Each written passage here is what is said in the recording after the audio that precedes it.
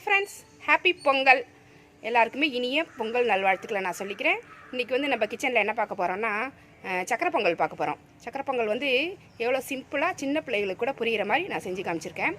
வாங்க அதை எப்படி செய்யலான்னு பார்க்கலாம். அதுக்கு முன்னாடி நம்ம சேனலை சப்ஸ்கிரைப் பண்ணி வச்சுக்கோங்க. கூடவே இருக்கிற பெல் ஐக்கானே ப்ரெஸ் பண்ணி வச்சுக்கோங்க. Thank you friends. இப்போ சக்கரை பொங்கல் படைக்கிறதுக்கு எப்படி கிண்டணும் அப்படிங்கிறத இப்போ பார்த்துடலாம். ஃபஸ்ட்டு ஒரு பாத்திரம் எடுத்துக்கோங்க. உங்கள் வீட்டில் வந்து வருஷம் கிண்டறதுக்கு ரெடிவாக வச்சுருப்பீங்க பார்த்தீங்களா பாத்திரம், அதில் தான் நம்ம வந்து பொங்கல் கிண்டணும். இப்போ எங்கள் வீட்டிலலாம் பார்த்தீங்கன்னா வெங்கல பானை இருக்கும். வருஷத்துக்கு ஒரு தடவை அந்த பொங்கல் சமயத்தில் எடுத்துகிட்டு அதில் தான் கிண்டிடுவோம். கிண்டி முடிச்சுட்டு பொங்கல் பண்டிகை முடிஞ்ச உடனே கழுவி எடுத்து வச்சுருவோம். இப்போ உங்களுக்கு சாம்பிளுக்காக இதில் நான் வந்து செஞ்சு காமிக்கிறேன். உங்கள் வீட்டில் நீங்கள் எந்த பாத்திரம் நீங்கள் யூஸ் பண்ணீங்களோ அதில் நீங்கள் யூஸ் பண்ணி செஞ்சுக்கோங்க. இப்போ இந்த பாத்திரத்தில் நம்ம எதில் பொங்கல் செய்ய போகிறோமோ அந்த பாத்திரத்தை நல்லா கழுவி சுத்தம் பண்ணிவிட்டு, நாமம் போடுறவங்க நாமம் போட்டுக்குவாங்க. பட்டை சில பேர் போடுவாங்க, பட்டை போட்டு நடுவில் மஞ்சள் குங்குமம் வைப்பாங்க. அது மாதிரி போட்டுக்குவாங்க. அவங்கவுங்க வீட்டு வழக்கப்படி நம்ம போடணும். அதுதான் ரொம்ப முக்கியம். ஏன்னா படைக்கிற பொருள் இல்லைங்களா, அதனால் நம்ம பாரம்பரியமாக அம்மா அப்பாலாம் மாமனார் மாமியார் வீட்டில் எப்படி படைச்சாங்க அப்படிங்கிறத பார்த்துட்டு அது மாதிரி தான் நம்ம போடணும். இப்போ எங்கள் வீட்டில் நாமம் தான் போடுவாங்க, அதனால் நான் நாமம் போட்டிருக்கேன். இதில் இந்த மாதிரி நாமம் போட்டு எடுத்து வச்சுக்கணும். பட்டை போடுறவங்களா இருந்தால் பட்டை 3 பட்டை போட்டு நடுவில் மஞ்சள் குங்குமம் வச்சு எடுத்து வச்சுக்கோங்க. ஒரு மஞ்சள் கொத்தும் ஒரு இஞ்சி கொத்தும் கட்டி வச்சுக்கோங்க. இது மாதிரி ரெடி பண்ணி வச்சுக்கணும். இப்போ மஞ்சள் கொத்து இஞ்சி கொத்து அப்படின்னு நான் சொல்கிறேன். அது அப்படி நான் பஞ்சாக கொடுத்துருவாங்க. அதில் பெருசாக எடுத்து கட்டிடாதீங்க. இது வந்து பெரியவங்களுக்காக சொல்லலை, நான் சின்ன பிள்ளைகளுக்காக சொல்கிறேன். புதுசாக கல்யாணம் ஆனவங்க தனியாக இருப்பாங்க, அவங்களுக்கு சொல்கிறதுக்கு யாருமே இருக்காது. அவ்வளோ பெரிய கிழங்கையும் தூக்கி கட்டுறதுக்கு ட்ரை பண்ணிகிட்டு இருப்பாங்க. பெரியவங்களாக இருந்தால் நம்ம கொஞ்சமாக தான் கட்டுறதுக்கு சொல்லி தருவோம். இந்த மாதிரி குட்டியாக கட்டிக்கோங்க. மஞ்சளில் ஒரு கொத்து இஞ்சில் ஒரு கொத்து வச்சு ஒரு சின்ன செடி அதுலேருந்து ஒரு கிளையை பறித்து இந்த மாதிரி சின்னதாக கட்டிக்கோங்க. பெருசாக வச்சு கட்டினீங்கன்னா ஒரு பக்கம் அப்படியே சாஞ்சு போயிடும், உங்களுக்கு கஷ்டமாக இருக்கும். இப்போ ஃபஸ்ட்டு பாத்திரத்தை வச்சாச்சு. ஃபஸ்ட்டு அடுப்பை பற்ற வச்சுக்கலாம். ஸ்டவ் ஆன் பண்ணியாச்சு. ஸ்டவ் ஆன் பண்ணி உள்ளே இருக்கிற தண்ணிலாம் போனதுக்கப்புறம் கொஞ்சமாக பால் ஊற்றிக்கிறேன். 1 டம்ளர் அளவுக்கு பால் ஊற்றிக்கிறேன். இன்றைக்கி வந்து நான் வந்து 1/4 கிலோ அரிசி போட போகிறேன், பச்சரிசி. ஃபஸ்ட்டு நம்ம பால் தான் ஊற்றணும். படைக்கிறதுக்கு செய்கிற பொங்கல் இல்லைங்களா, ஃபஸ்ட்டு பால் வந்து பொங்கினதுக்கப்புறம் தான் நம்ம தண்ணி ஊற்றணும். பால் நல்லா பொங்கி வந்துருச்சு பாருங்கள். இந்த சமயத்தில் தான் நம்ம பொங்கல்னு சொல்லி சாமி கும்பிட்டுக்கணும். இந்த பால் பொங்கும், கும்பிட்டுட்டு தண்ணியை ஊற்றிக்கலாம். பொங்கல் செய்ய தேவையான தண்ணியை நம்ம இப்போ ஊற்ற போகிறோம். பால் ஃபஸ்ட்டு பொங்கி வரும். அப்படி சாதம் வேகிறதுக்கான தண்ணியை இப்போ ஊற்றிட்டோம். இது நல்லா கொதிக்கணும். பொங்கல் செய்கிறதுக்கு பச்சரிசி பாசிப்பருப்பு எடுத்திருக்கேன். இது வந்து 1/4 கிலோ பச்சரிசிக்கு அந்த படியால் 1/4 கப்பு பாசிப்பருப்பு எடுத்து வச்சுருக்கேன். பச்சரிசி எப்படி வாங்கணும்னா கடையில் கேட்டாலே தருவாங்க. புது அரிசியாக பார்த்து வாங்குங்க. பழைய பச்சரிசி வாங்கினீங்கன்னா அது குழையாது, விதையாக இருக்கும். புது பச்சரிசி தான் நம்மளுக்கு பொங்கலுக்கு குழஞ்சி நல்லா இருக்கும். பொங்கல்னாலே நல்லா சாஃப்டாக குழஞ்சிருந்தால் தான் பொங்கல்.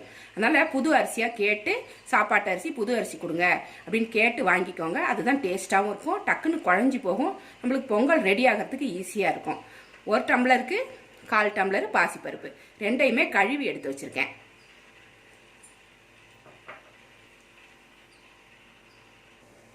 தண்ணி நல்லா கொதிச்சிருச்சு.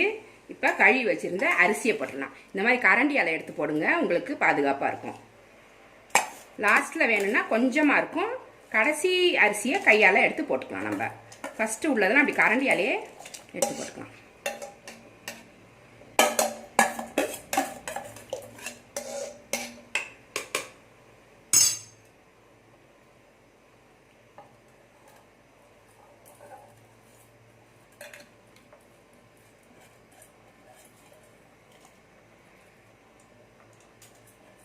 நிறைய அரிசி இருக்கும்போது கையால் போடும்போது கையிலலாம் தெரிச்சிரும். அதனால் ஃபுல்லாக போட்டுட்டு ஒட்டிகிட்டு இருக்கிற அரிசியை மட்டும் கையால் எடுங்க. பாசிப்பருப்பையும் இது கூடவே போட்டுருங்க. ரெண்டுமே நல்லா குழைய வேகணும். அதுக்கு முன்னாடி நம்ம வெல்லத்தை சேர்த்துட்டோம்னா அப்புறம் சாதம் வேகாது. அதை கவனமாக பார்த்துக்கணும். சாதம் நல்லா சாஃப்டாக, நம்மளுக்கு தெரியும் இல்லைங்களா பொங்கல் எப்படி சாப்பிடுவோம், சாஃப்டாக தானே சாப்பிடுவோம். அந்த அளவுக்கு வர்ற வரைக்கும் வெயிட் பண்ணி அதுக்கப்புறம் தான் நம்ம வெல்லத்தையே போடணும். வெல்லத்தை போட்டுட்டா சாதம் வேகிறது நின்றுடும். அடிக்கடி கிண்டி விட்டுக்கிட்டே இருக்கணும், இல்லைன்னா அடி பிடிச்சிரும். கொஞ்சம் தண்ணி குறைஞ்சதுக்கப்புறம் மீடியத்தில் வச்சுக்கணும், இல்லைன்னா டக்குன்னு அடி பிடிக்க பார்க்கும்.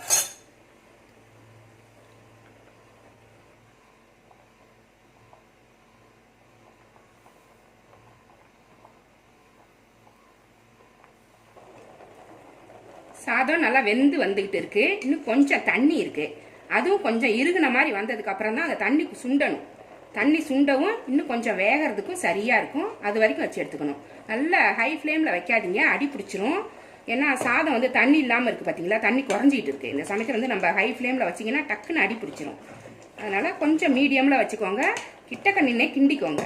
ஏன்னா படைக்கிற பொருள் சக்கரை பொங்கல் வந்து நம்ம படைப்போம் பார்த்தீங்களா, அதில் வந்து எந்த மிஸ்டேக்கும் நம்மளுக்கு வரக்கூடாது. நல்லா செஞ்சு படைக்கணும். அதனால் நம்ம கிட்டக்கவே இருந்து செஞ்சு இறக்கி வச்சுட்டு தான் நம்ம அடுத்த வேலைக்கே போகணும்.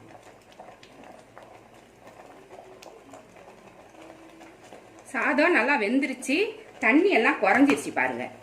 தண்ணி எல்லாம் குறைஞ்சிட்டு பபிள் வர ஆரம்பிச்சிருச்சு. அப்போ தண்ணி குறைஞ்சிருச்சுன்னு அர்த்தம். பாத்திரம் வந்து வழுக்கும், பார்த்து பிடிச்சி கிண்டிக்கணும். 1/4 கிலோ அரிசிக்கு 1/4 கிலோ வெல்லம் எடுத்து வச்சிருக்கேன். இப்போ அதில் போட்டுக்கலாம். நம்ம இந்த மாதிரி சமயத்தில் தான் போடணும். சாதம் வேகணும், வெந்ததுக்கு அப்புறம் தான் போடணும். சாதம் வேகாமல் போட்டோன்னா சாதம் வெல்லத்தை போட்ட உடனே சாதம் வந்து வேகிறத நிறுத்திடும். வேகாமல் வித விதையாக இருக்கும். நல்லா கிண்டணும், அடி பிடிச்சிரும்.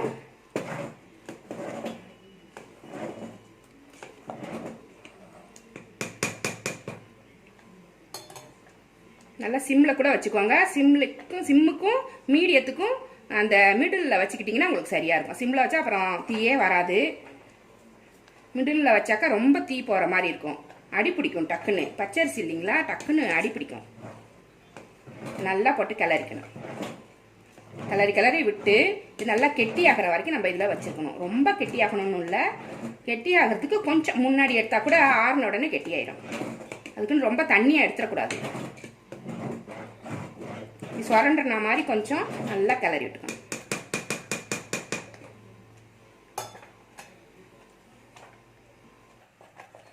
சாதம் நல்லா வெந்துருச்சு, வெல்லம்லாம் போட்டு எல்லாம் இறுகி வந்துருச்சு. இப்போ தண்ணி கம்மியாயிடுச்சு பாருங்க. இந்த மாதிரி இருக்கும்போது நம்ம வந்து முந்திரி திராட்சையெல்லாம் வறுத்து இதில் போட்டுடலாம். இது ஆறுனதுக்கப்புறம் நல்லா கெட்டி ஆகிடும். இப்போ படைக்கிறப்ப இப்படி இருக்கும். நம்ம கொஞ்சம் நேரம் கழிச்சு தான் சாப்பிடுவோம். மீதி எல்லாமே சாதம், சாம்பார், வடை, பாயாசம் எல்லாம் செஞ்சு முடிக்கிறதுக்குள்ளேயே இது வந்து இறுகி போயிடும். இப்படி இருக்கும்போது நம்ம முந்திரி பருப்பு திராட்சையை வறுத்துருவோம்.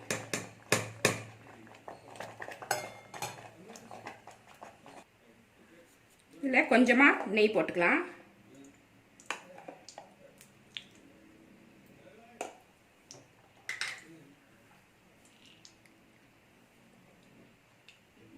நூறு கிராம் முந்திரி பருப்பு, 100 கிராம் திராட்சை எடுத்து வச்சுருக்கேன். ரெண்டையுமே இதில் லேசாக சூடு வரும்போதே போட்டுக்கோங்க. அதிகமாக சூடு வந்துச்சுன்னா கலர் ரொம்ப மாறிடும். இப்போவே போட்டு வறுத்துக்கலாம். லைட்டாக வறுபட்ட உடனே எடுத்து பொங்கலில் கொட்டிடணும்.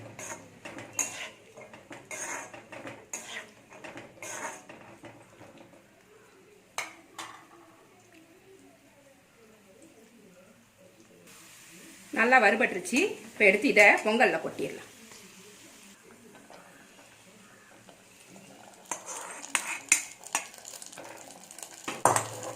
அப்படியே கொட்டி கிளறி விட்டுக்கோங்க. அடுப்பை சிம்லேயே வச்சுக்கோங்க, ஏன்னா பொங்கல் ரெடி ஆயிடுச்சு. இதுக்கு மேலே வந்து அதை ஸ்டவ்வை வந்து அதிகமாக வைக்கக்கூடாது. நல்லா கிளறி விட்டுட்டு ஏலக்காய் போட்டுக்கலாம். ஒரு 4 ஏலக்காய் பொடிச்சு வச்சுருக்கேன், இதை இதில் போட்டுக்கலாம். அது மாதிரி இது வந்து பச்சை கற்பூரம். இந்த பச்சை கற்பூரத்தில் கொஞ்சமாக போட்டுக்கணும், நிறைய போட்டுறக்கூடாது. ரொம்ப கசப்புத்தன்மை அதிகமாகிடும். கொஞ்சம் போட்டிங்கன்னா நல்லாயிருக்கும். கோவிலில் செய்கிறாங்க பார்த்தீங்களா பொங்கல், அதே டேஸ்ட்டு இல்லை வாசனையாக இருக்கும். அதையும் போட்டுக்கலாம். சில பேர் வந்து சுக்கு போடுவாங்க, தேங்காய் வறுத்து போடுவாங்க. அது வந்து எங்களுக்கு பழக்கம் கிடையாது. நாங்கள் சாமி கும்பிட்றப்ப அதெல்லாம் நாங்கள் சேர்க்கறது கிடையாது. உங்கள் வீட்டில் சேர்க்குற பழக்கம் இருந்தால் நீங்கள் சேர்த்துக்கோங்க. நாங்கள் வந்து அது சேர்த்து நாங்கள் செய்ய மாட்டோம். இப்படி தான் ப்ளைனாக செய்வோம். நல்லாயிருக்கும். இது பச்சை கற்பூரம் மட்டும் ஒரு துளி போட்டுக்கோங்க, நல்ல வாசமாக இருக்கும்.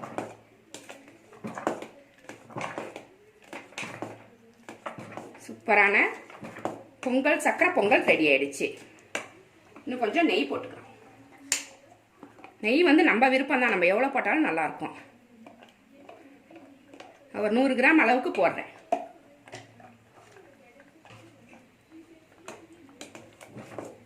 தேவையான நெய் போட்டு நல்லா கிளறிக்கோங்க. பார்த்தீங்கன்னா நல்லா க்ரீமியாக நல்லா இருக்கும். அது பார்க்கவே ஆசையாக இருக்கும். அந்த நெய் போடுறப்ப தான் நல்லாயிருக்கும். நெய் போட்டதுக்கப்புறம் தான் அந்த சக்கரை பொங்கல் வந்து அந்த கலர் வந்து ஷைனியாக மாறிடும். டேஸ்ட்டும் அட்டகாசமாக இருக்கும்.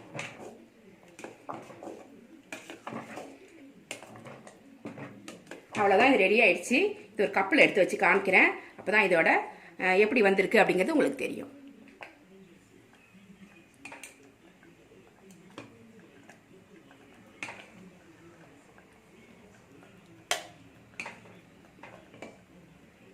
இது இப்படி தான் இருக்கும். கொஞ்சம் ஆறிட்ட உடனே இப்படி நல்லா இறுகி நல்லா வந்துடும். வெல்லம் நெய்யெல்லாம் போட்டிருக்கறதால இறுகிடும்.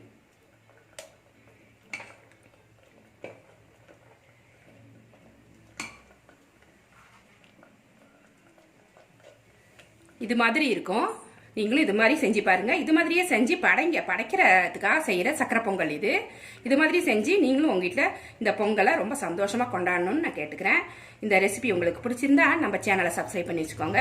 இவ்வளோ நேரம் என்னோட வீடியோவை பார்த்த எல்லாருக்குமே நன்றி. Thank you friends.